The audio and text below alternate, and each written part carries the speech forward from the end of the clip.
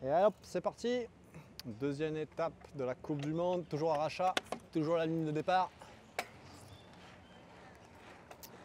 La deuxième étape, donc sur le même site, avec la course du short track le vendredi et la course du XCO le dimanche. Le samedi, pardon, un jour d'avance. Qu'est-ce que je dis? Donc un jour d'avance, vendredi et samedi, les courses. On repart sur le même start. Et ensuite, on a un circuit qui sera assez différent. On reprend des sections évidemment, notamment les sections, on va dire, les plus spectaculaires, les sauts, les sections un peu artificielles. En revanche, le moitié haute du circuit, les sections naturelles se font souvent d'ailleurs dans le sens inverse. On va reconnaître peut-être des parties, mais on sera dans l'autre sens. En première partie, comme on se rappelle, ça part goudron, long virage gauche sur le goudron montant, le premier pont, on bascule, on arrive le long du lac.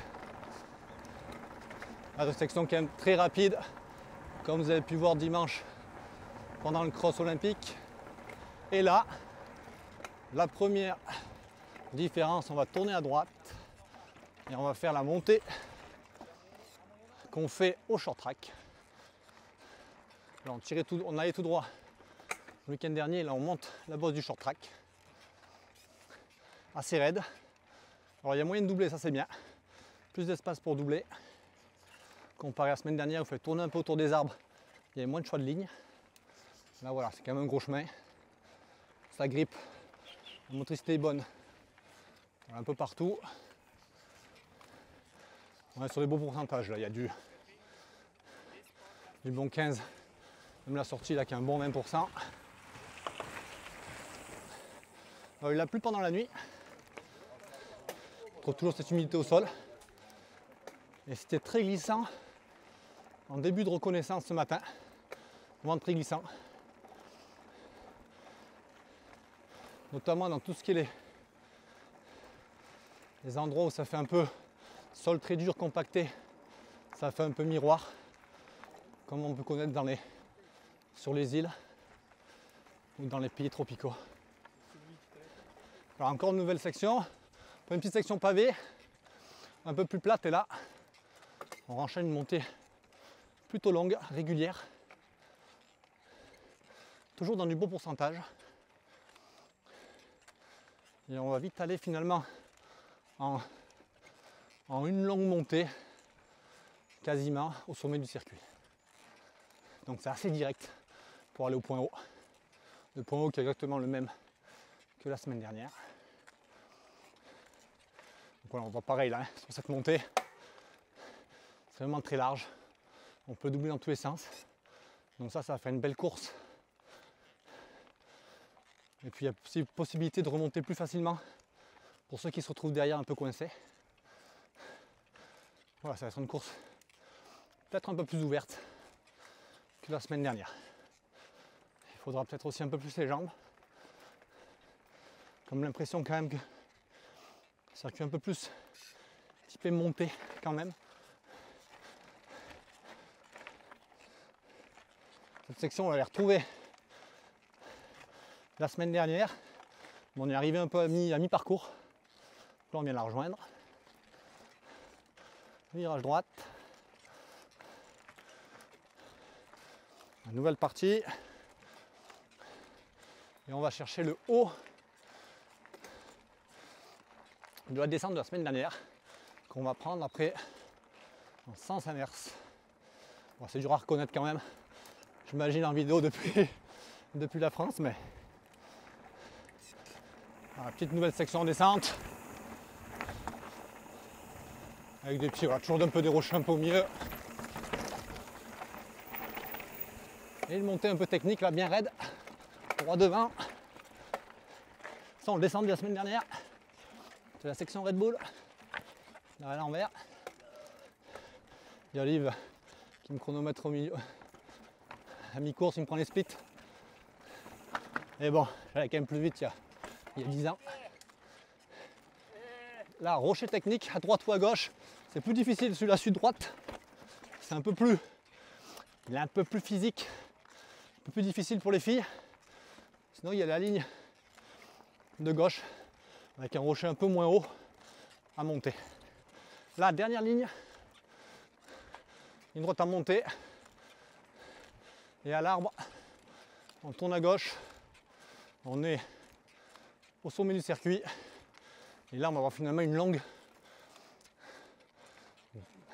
descente, mais un long profil descendant. Avec pas mal quand même de transitions, de replat au milieu. Premier passage technique sur une rampe. Voilà, ligne assez droite quand même, assez directe, à travers les cailloux. Voilà, ça relance. Même une portion plat. Un petit jump. Bon, on met toujours un peu des bosses quelque part quand même. On est au Brésil, ils aiment ça. Les sauts. Beaucoup de virages à plat rapides.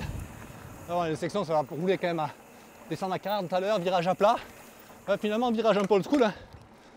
On est quand même moins habitué qu'avant à mon époque à faire ce genre de virage. Voilà, louper le freinage dans la section tronc. Je me retrouve en travers. Belle boulette. J'en sors pas mal, mais louper au freinage avant d'entrer dans les racines. Déséquilibré. Et la petite faute qui coûte cher. Donc les racines, on les prend en sens inverse. Comme on l'a pu voir, donc un peu plus en descente. Hop, là, c'est tous les virages où on est sur des œufs. Le grip est vraiment précaire, dur à trouver. On peut entendre les pneus qui travaillent. C'est à la limite est dur à trouver. Virages relevés là aussi qui sont glissants. On peut voir, hein, ça lustre. Prends pas trop de risques. Hop, une bosse un peu en remontée.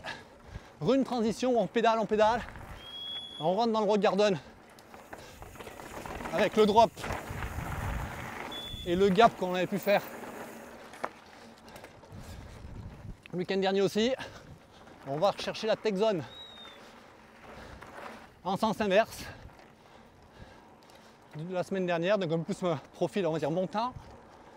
Une transition en fait au milieu de la descente. Les transitions sont toujours rapides. Mais ça fait une descente en fait assez physique quand même. Pour pédaler, il faut relancer. Les virages à plat, il faut quand même voilà, rester assez à la limite pour pas perdre l'avant. Et on se retrouve, là tout le monde va reconnaître évidemment, la fameuse ligne d'arrachat avec les troncs, le double saut au début, le fameux tronc où on saute, un saut, un autre, les petites doubles comme la semaine dernière. Petite différence c'est là, au lieu de tourner à droite, on va chercher le pont et on rentre dans le dernier rock garden et on peut rentrer différemment par cette ligne rapide où on peut couper le fameux gros drop et dernière ligne de saut avant d'aller chercher le plat. Première grosse double pardon.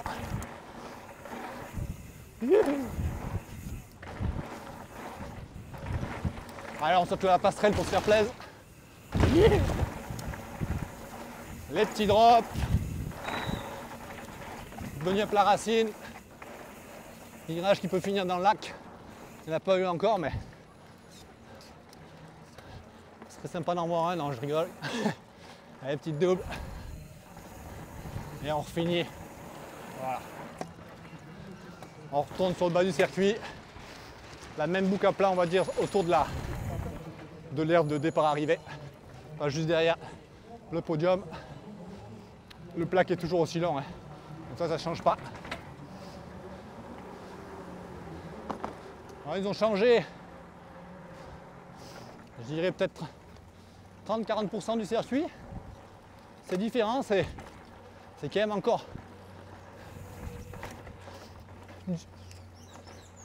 une typologie un poil différente, mais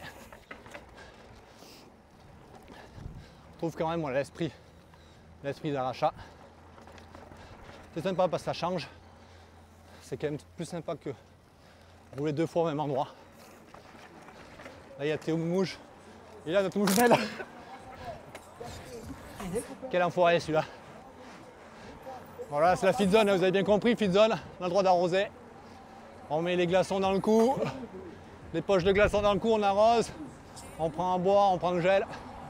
Et on n'espère surtout pas s'arrêter pour changer de roue, mais c'est autorisé évidemment. Voilà, ligne d'arrivée. Et ça fait un tour, j'imagine, enfin je pense, une trentaine de secondes plus court que la semaine dernière, donc ça va tourner chez les élites en 8 minutes 30. Hein. Tu vas voir, voilà, toujours au moins 9 voire 10 tours. Allez, merci à tous et puis bonne course. Hein. Bye bye.